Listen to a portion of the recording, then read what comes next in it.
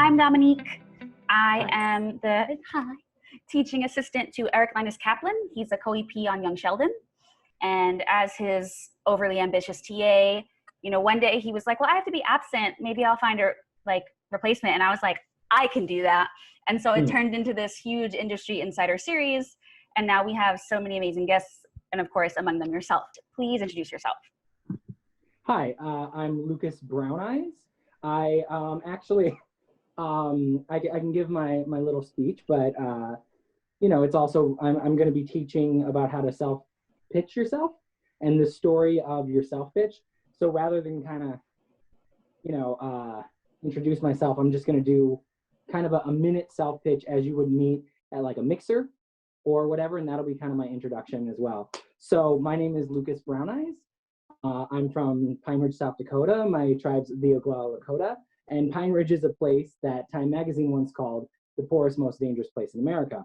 We just call it home. And, despite kind of coming from this hard area, I lived in this large family. It was me, my mom, my brothers, my aunt, my cousins, and my grandma. And we all lived under one house. And it was loud and crazy. And, well, it was really loud. And, it was just this tight family. And we didn't have a lot, but we had each other. And then one day it all changed. I'm woken up in the middle of the night by my aunt, and she says something about my oldest brother, Leonard, and I'm brought outside, and there's all these police cars, and no one would tell me what's going on, and that's when I realized my oldest brother died. We also have one of the highest suicide rates. And after that, my entire family just crumbled, and it just actually dwindled down to just me and my mom, and we were living in someone's basement, and she knew she had to do something drastic. So she goes to me, and now I'm 13 at the time, and she goes, if we could go anywhere and start over, where would it be? Now, again, I'm 13, so I'm an idiot. And I go, Hollywood, just like that, because I'm the kind of kid who goes, Hollywood with jazz hands. And then my mom does something equally as crazy. She goes, okay. So we pack up in our little crappy Ford minivan, and we drive to Hollywood. Okay, full disclosure, it was actually Santa Ana, California, which, if you know that, is nothing like Hollywood. But we were an hour and a half away, and in South Dakota, that's exactly the same thing. Now, we get down there, and it's actually just, me and my mom, and we have no idea what we're doing. We don't know what the industry is. When you're growing up, in South Dakota as an Indian kid, Hollywood feels like a million miles away. So, and then this miracle happened. My mom got this job at this tech company, well, a job interview actually. And we found out about this art school that had its last day of auditions today. So my mom does the job interview, she rushes over, and we do this art school. And it seems like everything's coming together because, we don't know any better. We think that this is it. This is our one shot. And then they go, we like you, but this is a competitive school. We need a video and a script. You have that. And I've never seen a script, and I didn't have a video camera, so that was it. And then my mom goes, no, we're Lakota. We don't give up without a fight. So she took me to the library. I looked up what a script looks like, wrote one, and then she went to a pawn shop and started pawning all of her jewelry to get me a video camera. We shot it, and by sheer luck and probably a lot of pity, I got in, and my mom got the job. And that in itself would be really cool and, kind of inspiring. But for me, nothing means anything unless you have your family with you. And, it has to be your whole family. And then a miracle happened. My middle brother, Lance, he got chased off the reservation because he's the kind of guy who gets chased out of places. And a tree fell on my aunt's house. And this all sounds like bad things. But what it really meant was that within 6 months, my entire family regrouped in Southern California. And I like to say my family is like the Lakota spirit. You can knock us down, but you can't keep us there. And then from there, I went to USC. They told me, hey, don't fill out production, fill out 2 backups because you probably won't get in production. So, I wrote production 3 times because I was a chubby kid who liked Star Wars. And my name was Lucas. So of course I'm doing what he did. And then, I really wanted to know the full process behind it. But when I graduated, I wanted to do television writing. I'm like, oh, I probably should have taken like a business class or something because I had no idea what to do. So I'm like, well, where are all the other native TV writers? What are they doing? And it turns out there weren't many. I found 2. And they both came from this program called the ABC Writing Program. So once again, I'm pinning all my hopes on this long shot. And it pays off. I get into this program, it's great, and I actually staffed the first week on a show called Young and Hungry, which was this really great experience because, you know, one, it lasted 5 seasons, but two, by the end of the first season, I was running the joke room, and the showrunner liked me so much that he didn't want to lose me. So he actually worked with his mentor to staff me on a show called Casey Undercover with Zendaya. So it was this amazing experience where I did like 3 straight seasons with no breaks in between. And, you know, it was just this great experience. But by the time the 5th season of Young and Hungry was wrapping, you know, we might not return. So I was like, hey, can I go out and, you know, do what I want to do? And my showrunner's like, go ahead. And so I thought, well, what do I want to do? I want to see a Native on television. I want to see a Native family on television. So I sold a show to 20th. The studio sold in the room, and then we sold it to the network. And it's basically this whole story I'm telling you right now, you know, the autobiography of my life. And that was this really great experience. And then, you know, Disney bought Fox and a lot of things happened. So it didn't go to air. But then after that, I worked on a show called Alexa and Katie. And that was on Netflix, and that was a really great experience. And now I'm here in front of you guys. So that was a little bit longer than the 1 minute. I accidentally fell into my Zoom pitch, where this was the Zoom general that I did. About halfway through, I realized that I did it, and then I was like, oh, whatever, I'll just go through and teach you it. The 1 minute's gonna be that with the same bones, but a lot shorter, and I'll explain how to identify that. But that's, you know, my intro and how I would do kind of a general Zoom meeting and pitch myself story. Okay, so I'll take questions at the end. So, you know, this is a story class, and I've worked with Disney on how to, you know, I've taught how to do self pitches there. And, you know, they really like my method. And so this is kind of what we came up with. So for me, it's all about telling the story of you. And it's going to be a self-serving story, but it's got to be an interesting one as well.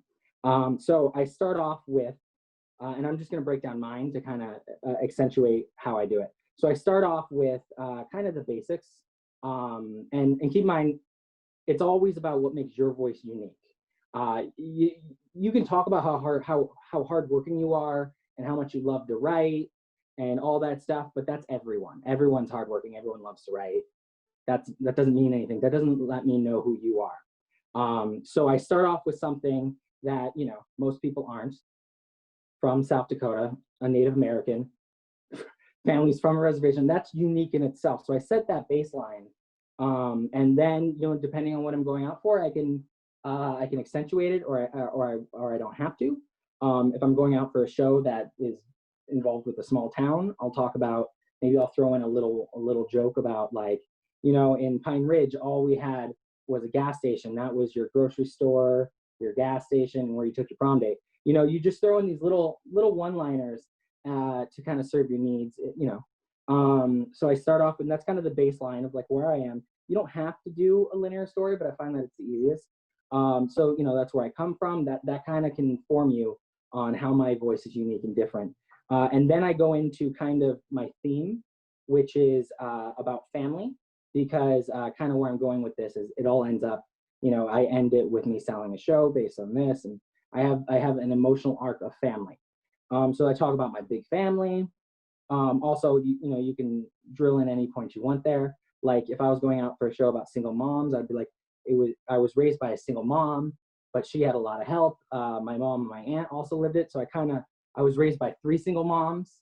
Unfortunately for them, I also was raised with 6 other boys. So, you know, you do things like that to kind of accentuate it and tailor it to what you're doing. And if it's just a Zoom, you tailor it to however you want them to feel or get to know you, because again, you are pitching your unique voice and your story. So that's all in the beginning still. And then I kind of get to an emotional story point. Now, it doesn't have to be sad. It doesn't have to be any of that. But what we're doing is we're building an arc and a journey to kind of where you are. And I like to leave the reader with information of why, like what led up to me meeting them, right? And why my voice is the way it is. So for me, you bring me in when you want to do native stuff. You know, generally I get a lot of those meetings. So, you know, I talk about my roots and everything. And I sold a family show, and I tend to do family comedies. So for me, it has to be family oriented and funny. So I do this emotional arc of, what happened. And it's true, but also, I lost like half of my family by the time I was 13, but I only talk about this one because it's not an accurate view of your life, because no one's life can be encapsulated in 1 to 5 minutes. That's just not possible. And if you try to do it rushed, it's not going to come out as well. So really figure out the points you want to talk about. And for me, it was about the time where I lost a family member, and that led to me losing almost my entire family. And then directly related, that's why I'm in Southern California right now, which led to me being in front of you, all that stuff. So it's this kind of emotional journey where I'm leading to it, and hopefully the viewer feels special because it's leading up to this moment. And you don't have to do necessarily stuff like that, but it just helps if you have this emotional journey, and it really helps if it can feel like it's leading up to this story, because everyone, it feels cool, right? So I talk about going to California, and depending on like what I'm meeting. If I was meeting on Fresh Off the Boat, I would talk about the culture shock of going from South Dakota to Orange County, because that's very similar to DC and Florida. You don't draw that comparison there. You can draw it later, but what you're doing is you're setting up hooks to talk about later, right? So I talk about that, and it's cool. It's a thing the same day, and that's all true. So don't lie, just tell the truth. But you're highlighting what's cool about it. And then I end, and this is kind of where I think my actual 1 minute pitch ends, or not 1 minute, because it wasn't 1 minute, but my actual emotional journey ends with this twist of, hey, we got in, everything's fine, but it still feels incomplete, right? Why? Because my emotional journey has been family. And then all of a sudden, hey, my family is here, and we've reunited, and everything feels good, and the viewer feels, ooh, whatever it is, it's that emotional payoff. And then, I can go on to, and then, I went past it, obviously, but I end with the saying, I like to say my family's like the Lakota people. You can knock us down, but you can't keep us there. Because again, I'm establishing what makes my voice unique. And then I go on quickly to, and then I went to USC, joke, whatever you want to do. And then I got into the ABC writing program. I got staffed on this show. I got staffed on that show. I sold this show. And these are the credentials that I want them to know, but aren't necessarily a part of what I think the whole story should be. So get them out as quickly as possible. And then you're meeting them, right? So generally that's that what I kind of gave, because I just fell into it, was a general one where I want them to know, I did 6-7 seasons of television. So that's the level I'm at. And I've sold a show, so I can do that before. So that's the little internal things that I do. But again, I don't like to make my story about that, because that's resume. That's the most boring part about it. But if you can make it unique, if you can draw it back to, I sold a show based on this story, or I sold a show based on these family ideals from when I grew up. If you can draw those connections, then it does make sense in the story, and that's great. Other than that, I would try to get through as soon as possible. If you're comedy, be funny. If you're drama, being funny also helps. Like you're not gonna make them really bawl during a 1 minute pitch. I mean, you could, but not needed. What you're trying to do is you're trying to hook them. So you don't have to be funny, but you have to be hooked, and they have to want to know more. So it's almost like if you want to entice them. So completing your story is also a little bit weird. If they have no questions, you don't want to do that. So you don't have to complete any story. You just have to take them on a journey, an emotional journey. So that's kind of that's how I like to do it. And for a 1 minute pitch, I would go a lot quicker, and I would isolate. I would say I'm from the Pine Ridge Reservation, joke about that, and then I would go into the family, and then I would go into the death, and I would make it just a lot quicker. And all that story can be told in 1 minute, 5 minutes, or longer. Probably not longer. Don't go longer. And that's kind of how I do what I consider, well, what everyone considers a self pitch, and that is going to be vital. I still use it every day and every meeting. I use it before pitches sometimes. Like, it's just a great way to get people to meet you. And if you do it right in an emotional journey way, you get them on your side, right? So mine was a little underdog story, but guess what? It all worked out. And now that, hopefully emotionally they're connected to me. And that's what it's about, that's why you want to take them on an emotional journey with a story point, because they're connecting with you. That's your goal.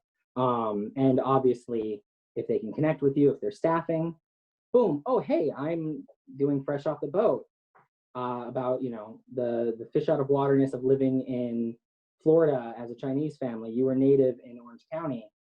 Is that similar in any way? What's that like? You can continue that conversation.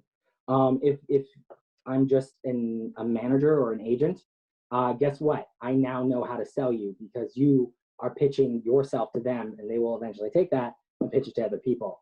If you're just doing a general with a studio exec, they could be looking for a show and looking for hooks on that, like ways to bring that and why you'd be good for their show.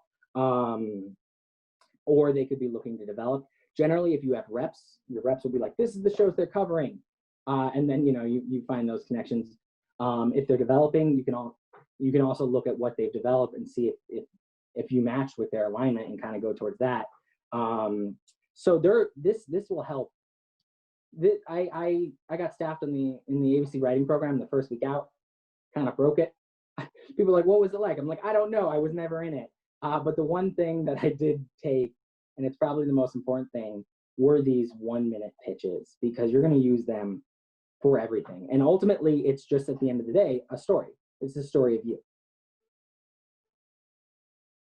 So, if anyone wants to ask questions or elaborate, I can take them through, or I can break down the pitch and why I did things. But that's amazing. Thank you so much for sharing that. I think I'm going to ask you some questions about the ABC Disney Writing Program, if that's okay. Yeah, for sure. Yeah, please tell us a little bit about your process of getting into that program. I know some people apply many times. Were you, first take Drake? Yeah, so the first time, I think I was 22, just out of college, and the program was like, oh, we don't take anyone unless they've been in the room. And that was stupid. And like, I thought immediately, like, what? What's the whole point? So at that time, they were kind of only taking people who were assistants or who had room experience. And then a year later, they all left, and they were replaced with people with a much more open philosophy, which I liked, because again, I was literally just a year out of college. And they were a lot more open. They were like, no, that's crazy. This is about giving people opportunity. We just want the best stories and the best voices. So like, yes, keep on applying if you don't get in the first time, because 1, your work only gets better. 2, you get familiar with the group.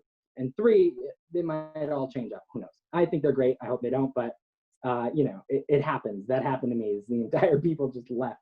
And well, I don't know what happened to them, but they were gone. And I got in because there was no longer that experience requirement. And right now I know them pretty well. They don't necessarily have experience requirements like that. They care about who makes the best story, who does the best writing. I will say, to get through to the final ranks, because I did that twice, both times, you're gonna want to have a really strong writing sample, because that's what gets you through. Honestly, I know people, I did worry about like if their resume is good, but you can only control your resume so much. Obviously you can improve it, and everyone should be, but at the point of submitting the thing, what you kind of have control over is your writing sample to get that ready. And I think they still have you do an application or an essay, which now is a self-pitch. So they have you actually do a self-pitch, but that's to a show. That's to a specific show, so those rules apply, not a general. But yeah, so that's kind of how it is now. I got in. It was really good. I would say if you don't get in, try again, because they remember you, and they like building relationships. And now they're actually building beyond the program. They're trying to help people even if they're not in the program. So it's just good to get to know them. They're a good resource. Yeah, I really like that program. Obviously, it gave me my career. But yeah, so I definitely say if you don't get in, apply, because all you're doing is kind of one, you have 2 specs now, so that's good. Like that's a good way to get 2 specs under your belt, because you're always going to need those. Or well, originals now is what I think that's. So 2 originals, or whatever the requirements are. You're always going to need those. And 2, you build a relationship with them, because they don't hold it against you for applying multiple times. So yeah, that's kind of how it went. It was well, now I wish, I mean, I got into the matter, but like, you can go to their events if you're invited and do all that stuff and go to their meetings and their talks. And if you do that, not only do they tell you exactly what they're looking for, but they see you, they get to know you. That's good. That's very good. So yeah, that's kind of how applying to the program was. And, you know, it's a great program. Can you tell us about what your sample was, like your main sample? Yeah, so my main sample was an Always Sunny in Philadelphia. So not appropriate for ABC Disney, which were the 2 main buyer or, you know, funders of that program at the time. But that didn't matter. I wrote it how the show would be, and that was a spec. And I hope they take specs, but I don't think they do anymore. I think it's originals, but that was a spec, and it was actually known as the bang script because it said the word bang a lot.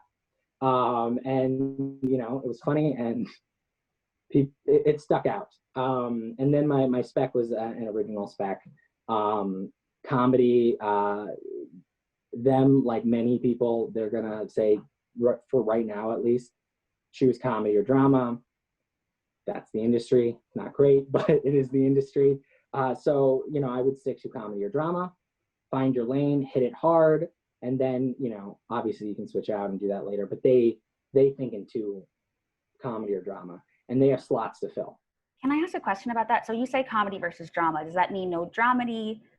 Is drama going to be a little more procedural? So drama can be, I mean, I'm not going to say 100%, like they don't have requirements like that. But a dramedy, I think, is fine. I think you would be counted as a drama writer.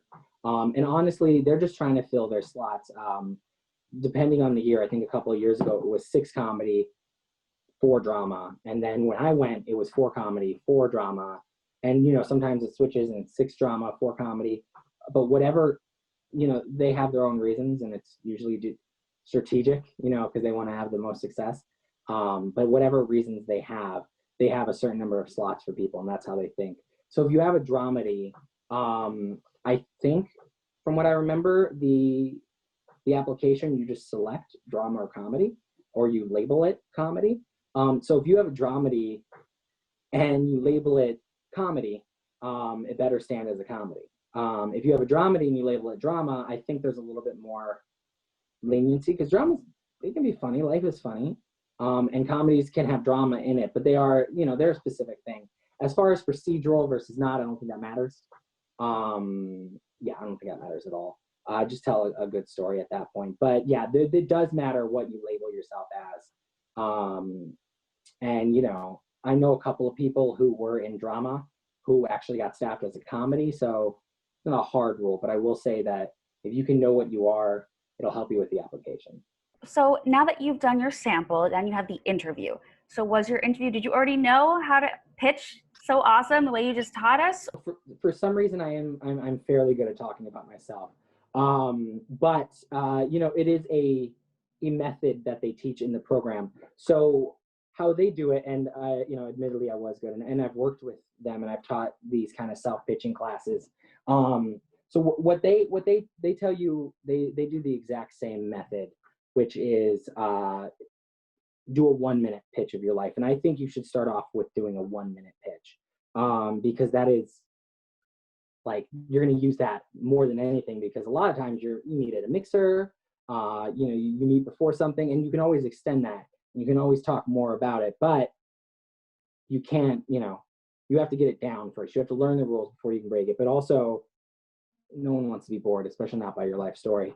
So, you know, for me, I would take my life story, and I'm just going to break down how it is to do a pitch, to do a 1-minute pitch. I would break it down as kind of a beginning, middle, and end. So I want to begin in South Dakota and I want to end with me going to Hollywood, and I wouldn't even go beyond that. Just me going to Orange County. So I would start it off very quickly being like, so I'm from Pine Ridge, South Dakota, also known as the fourth most dangerous place in America, but I just called it home. I lived with a large family. It was 10 people. It was loud and it was crazy, but it was family. And then one day it all changed. My oldest brother, Leonard, he died. And after that, my family kind of crumbled. It actually just dwindled down to just me and my mom. And she knew she had to do something drastic. So one day she turns to me and she said, if we could go anywhere and start over, where would it be? Now I'm 13 and I'm really dumb. So I go, Hollywood. And then my mom does something equally as dumb. She goes, okay. So we actually packed up our stuff and we moved to Hollywood. Okay, actually Santa Ana. But, you know, to us, it was exactly the same thing. You know, Santa Ana was Beverly Hills. If you had a grocery store, you were fancy. And the day we get down there, my mom actually gets this job interview and I get this, you know, audition to this arts high school, which is kind of like the Fame High School. We don't know any better. So this is it. These are all of our hopes. And we kind of pinned it on that day. And they're literally within hours apart. My mom does the interview and I do this audition, but they were like, well, we need a video submission. And I hadn't even touched a video camera at that point. So my mom goes, no, we're not going to give up. I'm like, what can we do? She actually goes and she pawns all of her jewelry to get me a video camera. And I shot it and I got into the school. And, you know, the rest they say is history. I went to USC. I got into the ABC writing program. I staffed on a show called Young and Hungry for 5 seasons and Casey Undercover in between that. And then I sold a show based on kind of what I'm telling you right now. That sold to Fox in 20th. And then I staffed on a show called Alexa and Katie, and now I'm here. So that's a lot quicker than it was. Had all the exact same information. And that's kind of, you know, I think it was probably a little bit over a minute because it's been a long time since, you know, I've had to do the minute, but you'll have to do the minute at start. And then you'll get meetings where you can talk to yourself or we can talk longer. Yeah, so basically that's how you do it and you can expand on it. And honestly, however you want to tell your story is how it's done. I can tell my story in a dozen different ways, and I have because I've done it. So that's the 1 minute. I would say start with a very solid one, and then you can expand on. And guess what? You can sell properties based on that. And you know you can kind of go there. So that's kind of. Now I know. I mean, I'm certain the Disney program still does this, but it has been 6 years. I know they drill that into it. That is the first thing you're going to learn. And it's also going to be the best. And then, you know, you do all your other stuff. They have classes, they have mixers there. It's an amazing program. Normally you staff in May. I staffed like February 1st. So, but I got to be there to see what all my friends were doing while I was not allowed to do it. Well, for a while I did really the whole thing. It's really exciting that you just right out of the gate got staffed. So you didn't have like writer's assistant experience at the time? No. What do you have any writer's room secrets for the people who are staff writers for the first time? Everything you do, make sure it's thought through. Make sure that you nail it because a lot of people, they, you know, the advice is a little bit different because like I hear that some people are told not to speak at all. That's a mistake. What they mean is, and this is what Disney refers to as becoming a sharpshooter, meaning pretty much everything you pitch should be rock solid. So think it through, have it planned, because then what you're doing is two things. You're establishing your value, and you know you're contributing. That they hired you for a reason, but you're also not. You know, you're not wasting time because they don't want to hear anything from you unless it's good. Like that's one thing that I've definitely learned firsthand and not firsthand is don't just speak to speak. Like don't do that. Speak when there's a purpose, and always come with. I mean, this is a cliche saying. This is what everyone says, but always come with a fix. Meaning, if it's not working, figure out a fix to it. And then like and you know that's one of those problems that I think people, it's easy to say, harder to do, but it's true. Like, do not point out problems in something unless you have a fix to it. And I would say, if there's absolutely something that you don't have a fix to, find a confidant in the room, someone who's mid-level, maybe hire, establish a relationship with them if they want to, obviously. Because many times will there be like a co-EP or a supervising producer or something. They know what it's like, and they can often help you and give you advice. So make a connection with them, find them, and if you really are worried about a problem but you don't necessarily have it, bounce it off with them and they'll let you know. And then you can go and do the pitch. And most people are good, and they're like, "Oh, hey, Lucas, he was worried about this thing. I thought I would just bring it up," and then they go, because ultimately, you want to at the beginning, you want everything to land. And don't worry if it doesn't. It's hard to land, but that's what your goal should be, because you don't want to waste time. You don't want to sit there sucking up the room when people who are getting paid 5 times more than you are sitting there waiting for you to be over. Just talk, come with ideas, do all that stuff. Don't be silent, but also make sure they're good. I found you on Twitter. When I started following you, I was like, wow, Lucas has all these amazing things to say. You were so inspiring and exciting for me to be following. And I noticed you talk a lot about representation. So I was wondering if you could talk a little bit about inclusive screenwriting, what that means to you, and what it should mean for others. Twitter is interesting. It can get you in trouble. It may have gotten me in trouble. I don't know. We'll find out in hindsight if it has been a benefit or if it's been a hurt. I have gotten meetings with big production companies through Twitter. So I actually think that Twitter is a useful tool. Also, it's a sword. It can hurt you, but it can also help you, whatever. So that's what I say about Twitter. Is I think every TV writer should be on Twitter. Also, don't be like me. I tend to rock the boat. I can't condone that. But be on Twitter, make yourself heard. And as far as inclusivity writing, oh my God, that's like a whole thing. So we're reaching like this new world where there's fresh voices and there's fresh things, and people are tired of seeing, not that Friends was bad, but Friends where they're 9 white people in a rent-controlled apartment. Seems pretty good. No one wants to see that anymore. And we're kind of opening ourselves up to all these new stories and these new voices. And with that comes responsibilities. And I think that inclusion is so important because, Native American, we haven't even had a TV show air yet. Like, people talk about all the games we've made. Yeah, there are some, but technically none of it aired. And it's just so important to see yourself. And time again, we see how important it is for a little kid to have a superhero to look up to have a successful representation of themselves. So that's kind of, what I see is important, is showing people, and, you entertain them, you do all this stuff, and you can teach them. I mean, how many people learned about the Tulsa Massacre from Watchmen? I mean, probably should have learned it from history in school, but they learned it from Watchmen. So that's this kind of new wave we're in. And with that comes potential to not mess, I don't want to say mess it up, but potential to do it wrong if you don't have inclusive writers. We've all seen, these shows that, recently a showrunner got fired because of it. Like, they do these shows that are supposed to be, authentic and diverse, and they're not diverse in the writing room. And that's kind of what I've been, focusing on as far as, Twitter and all that stuff. Not only talking about representation, but talking about what it means to do it authentically, because ultimately we're all artists, and the best art comes from honesty. So you want to make an authentic show. It's not only better, but it's more profitable. I mean, look at all the shows that do it, and those are all shows that have come from honesty and authenticity. That's why they're good.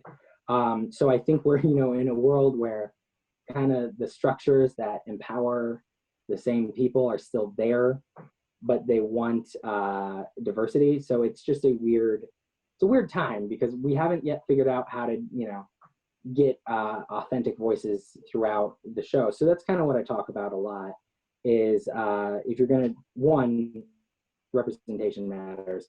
2, if you're going to do it authentically with the right voices. So yeah, that's the gist of it. And hopefully it's, getting better, but your Netflix, you spent $500 million on this one writer, you're going to want them to do shows. So then you tell them, oh, we really want a native show. And then they go out and they go do a native show. But they, they're getting paid 500 million. I mean, that's a lot. Let's go with 10 million. They get paid $10 million, a year or every 3 years to bring it. They're going to put their name on it. And all of a sudden it becomes their interpretation of this thing, and it's not real. So, it can come from good intentions, but quickly become inauthentic, and that's going to become just a shit show. So there's a lot of battle between the gatekeeping and the infrastructure that keeps our voices out, and that's kind of what I talk about. I was wondering if you could talk a little bit about your approach when writing, when it comes to sketch comedy, working with a sketch comedy group such as Casual Mondays versus your approach for a typical half-hour comedy. Yeah, so I started at UCB, and then I met some friends and we did a Casual Mondays. That's a deep dive. So for sketch comedy is hard because, well, it's hard and it's easy. I think it's hard to do right, easy to do if you just want to have fun. And honestly, if you want to just have fun, that's doing it right too, because that's it's all about having fun, right? So especially with sketch comedy, I know people think that it's going to launch their careers, and it may, but also specifically sketch, have fun doing it, and then hopefully it leads to something. But if it doesn't, that's totally fine. So when I approach a sketch, I kind of, I've never been the professional sketch writer, but when I was at UCB, you had to turn in some sketches. So for me, I just went with what's something odd that I think about, and then what would that be? UCB has a ton of stuff about like the game and whatnot, and that's all important. And I do think that you should keep sketches singular and focused. So I guess my advice would be, when writing a sketch, keep it as simple as possible based on one thing. So like, if it's like, cards you can give to your dude friends, right? Like it's this company and they're like, oh, it's Hallmark and they're trying to sell more celebratory cards. And like, well, men don't buy cards at all. And it's like, well, these are dude cards. So what would that mean? And why would it be weird if you gave your dude friend another thing? And you can kind of explore, the toxic masculinity or whatever, or you can subvert it on its head. But just whatever you do, don't make it about anything else. That would be my suggestion for sketch, because the moment it starts to become about a dozen things is when it loses its potency. So I would just make it about like, hey, dude, I just wanted to say you smell nice. Thanks, dude. It's Dracar Noir, whatever it is.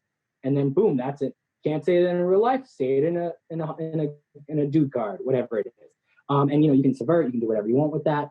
But that's what I would say when brainstorming. Me, I have ADHD, so I just kind of get a bunch of random ideas and I try to take one. I'm sure there are other ways to do it. That's kind of just how I do it. Is kind of randomly. I ran a joke room. And maybe this will answer another question, but when I ran the joke room, people were like, well, do you have a formula? I'm like, well, I don't think jokes can be boiled down to a formula. And I think the ones that aren't great in my opinion. But I try to make associations, and especially when doing a showrunner, and I guess this is specific to staff comedy, but if anyone wants to know this, when giving alts to a showrunner, my method, and this proved pretty successful, was to give them 4 different versions, 4 different jokes completely. Because you sit there and, you have this joke, whatever it is. Oh, smells like tires. That's not a joke, but let's say that was a punchline. Smells like tires. And then someone's like, oh, it actually smells like concrete. That's the same joke. You just use different things. So that counts as one don't. Don't put that 3 times. Like, you're so old, blank. Don't put you're so old 3 times because that's one joke, that's one setup. So that's kind of the advice I would say. Other than that, sadly, I don't have a formula. It kind of just, I like to do stream of consciousness. That helps for me. It doesn't work for some people. I like to do associations and connections. So yeah, I don't really have a method, but I would say that these are the tips I use. 4 alternates, it sounds like a lot, but I think that's a really good idea just for anyone writing their scripts, right? I mean, you don't have to do that to every joke, but so with multicam, they have this thing called alts, right? And oftentimes, because you're shooting in front of an audience, if the audience doesn't laugh, that's bad, right? So they're like, oh, okay, quick, we need an alt on the fly. And a lot of showrunners, you know, if they're worried about a joke, they'll be like, okay, well, this is an area we should look out for. And some, they want pre-planned alts, right? Not all, some do it right on the spot. Honestly, if you have ones that don't do it on the spot and you're a staff writer, spend the night before planning, right? Because then you have 4 jokes ready, and if it doesn't work, be like, oh, I got something, and then all of a sudden, you know, it works. Like, and boom, you're the guy who saved the day, because now you can move on and everyone can get out before 9. So that's, especially with multicam, it's important. Again, the showrunner sets the pace. So if the showrunner wants alts, you'll give them alts.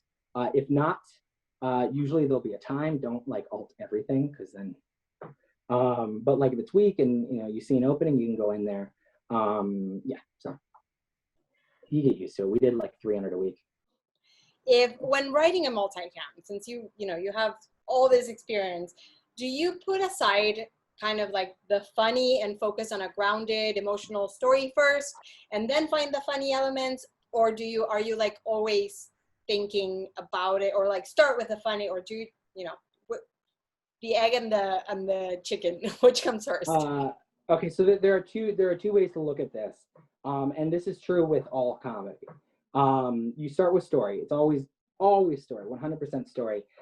So if you're on staff versus if you're writing, if you're writing it on like a pilot, right, or if you're writing it for the program, writing it to sell, whatever it is, it's all the same. You start with really good characters and a really good story. I focus mostly on characters, and this is also, you know, pitch advice. If you guys want to know about pitches, I focus on characters. And so that's where I kind of build. So, you know, for let's take my show that I sold based on my life, right? I tell the story of a native kid who's super goofy, super into, you know, television, but guess what? He grew up in South Dakota where they only had 3 stations and no movie theater. So he's, you know, he basically, you know, is really into Gilligan's Island and all this weird, stupid shit that no one's into. So when he finally moves to Southern California, you know, he's this weirdo who's into all this stuff that like is 20 years old or whatever, you know, it is. So I you know, I tell this story, and ultimately I focus on, you know, his relationship with his family and his relationship with his character and what the story means to go from South Dakota to Southern California. What does that mean? And for me, you know, my thing was dreams, right? Like, what does it mean to follow a kid? And what does it mean to be a dreamer at 14? Like, your family picked up and moved to Southern California for you. That's got to be stressful. So I focus on all that stuff, and then the jokes come out, right? Because if you have a good set of characters, jokes come out. So another thing, because like a big part of it was, you know, I was running the joke room, so I had to, like, I think one of I only do this when I'm talking to showrunners, but I tell them, like, I'll be the bad guy. Like, that was my job of telling people, no, give me another joke. Because no one wants to be that. That's a bad person. Everyone hates that person. And I'm like, well, that's what I can do. I can take all these jokes and I'll get you the 4 distilled ones. That's what I was used to. Now, again, some people don't do that. Some people don't have one person running the joke alts, and some people don't have alts, period. They just wait. But, you know, that is a value skill that I bring that some people want. So, you know, my philosophy on all of that is, if you have the characters right, it should be character specific. So if you pitch a funny joke and it doesn't make sense in that character, I don't do it. And that's the same, connecting it all the way back to the actual question, that's the same throughout it. Whether you're staffed or whether you're writing your own pilot, make sure the character's right, make sure the story's right, and then the comedy should be much easier. Or at least, you know, you'll have a funny show, but you'll also have a show that works as far as story goes. Because if your show's funny but the story doesn't make any sense, that's not a sale. That's gonna not work. So I would focus on character and story, and then make it funny. I noticed something interesting at the beginning is you said you were going to do a 1-minute pitch, but then you started talking a little bit more, and which is good, because I feel like interpersonally you could make that switch mid-pitch. Do you feel like, is there a certain technique that you have for that? Is there something you see in people where you like that's a green light? Feel free to talk more. Okay, so, oh God, so many things that I do is just based on instinct. because I don't plan things, which is bad. You should have plans. Work is good. For being prepared is the best thing to do. But a lot of times, so for me, it's feeling things out, and it's the same whether you're in a room or whether you're in a meeting. You have to you have to feel the environment, right? And it's hard to do it over Zoom, but that's a whole other thing. But so for me, at my level, I've done enough. I've sold.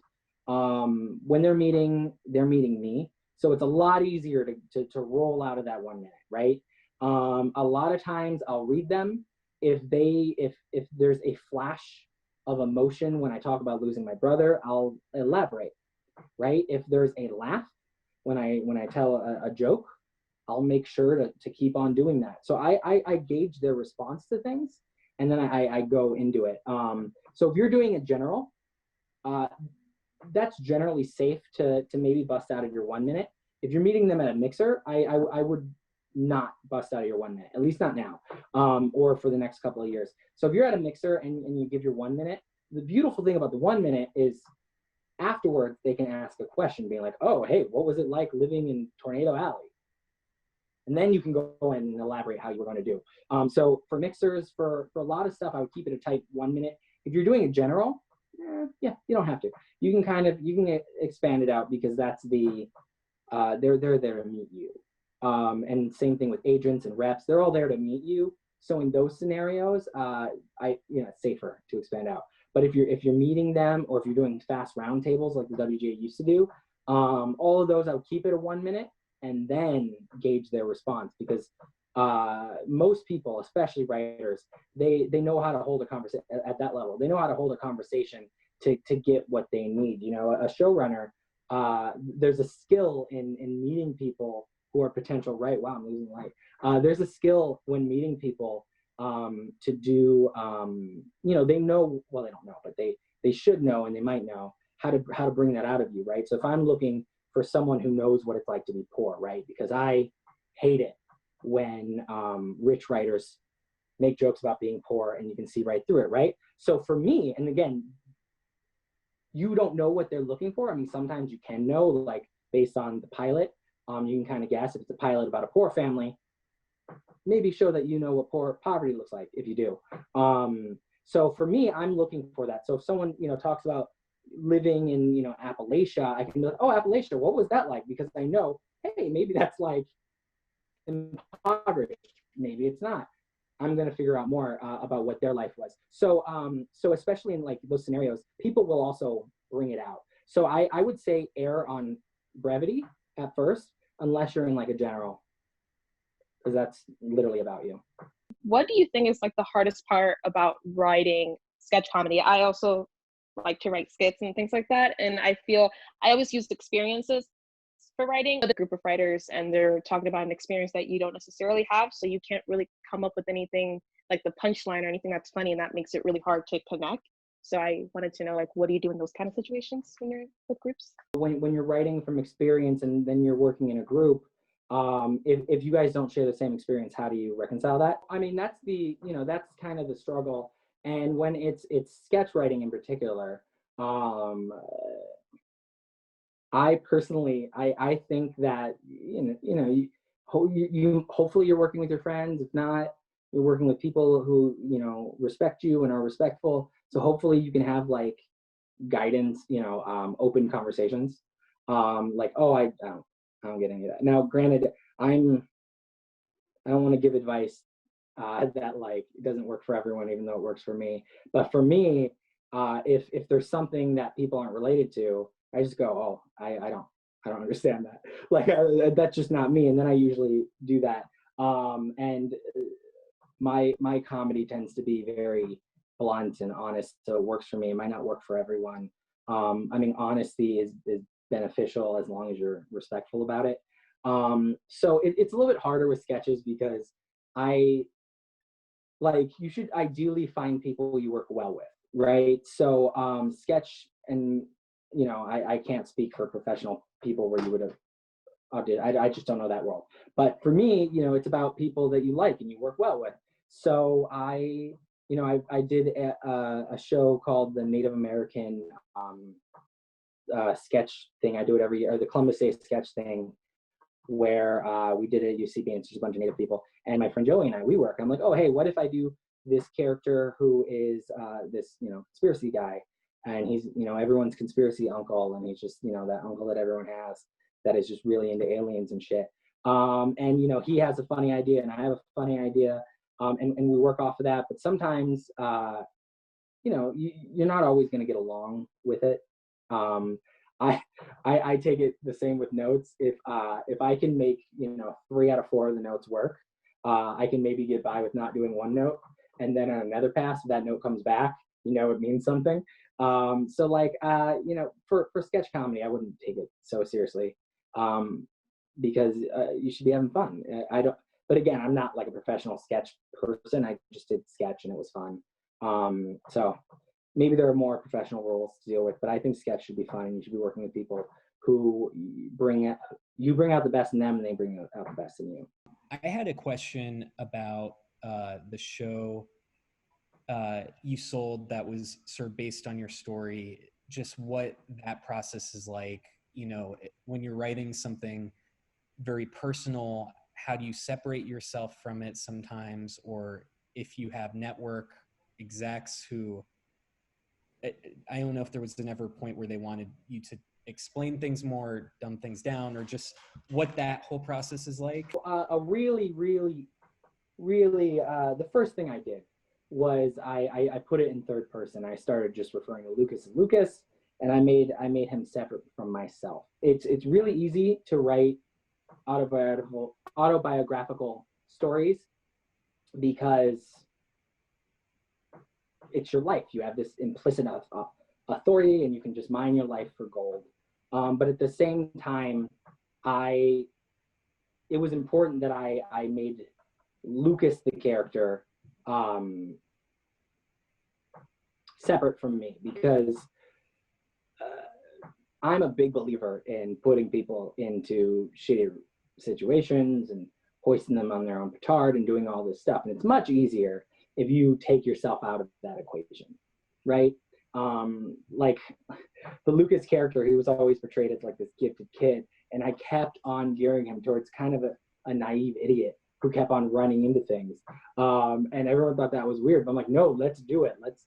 The comedy is so much greater if you make him, naive or whatever. So yeah, I think distancing yourself from that is good, because then you can treat it like any other character, and your arcs, and you know all that stuff. And honestly, life isn't the perfect story. So if you have to change some things to make the story better, you can, because you have that distance between you. We kept it real, so it was the names, like Lucas was named Lucas. We wanted that added level of realism, but beyond that, I never thought of him as actually me. It was just this character in this situation. But oddly enough, I thought about my family members as closely. I was more connected to them than I was to my character. But yeah, you're gonna want some distance, because you're gonna wanna fuck that character up. You're gonna wanna put them through their paces. You're gonna wanna take their world and put it upside down. You're gonna wanna show them as hypocrites. So for me, it is important to do that, and also distill it. I lost a lot of family members. That doesn't help the emotional story. So you distill it, and that's kind of, there's gonna be a lot of that. And mine was for a network comedy, so obviously there's some more distilling of that experience down to what is network approved versus what would be on Netflix, or what is real life, or whatever that is. So the further you can get away from hey, this has to be my life, the more, one, you can work and hopefully make it to air, and two, the more you can look at it objectively as what's the best story. Thank you so much. This has been so amazing. Thank you, Lucas, for teaching us about pitching, about telling a story of you, and just for sharing your amazing energy with us. This was a lot of fun.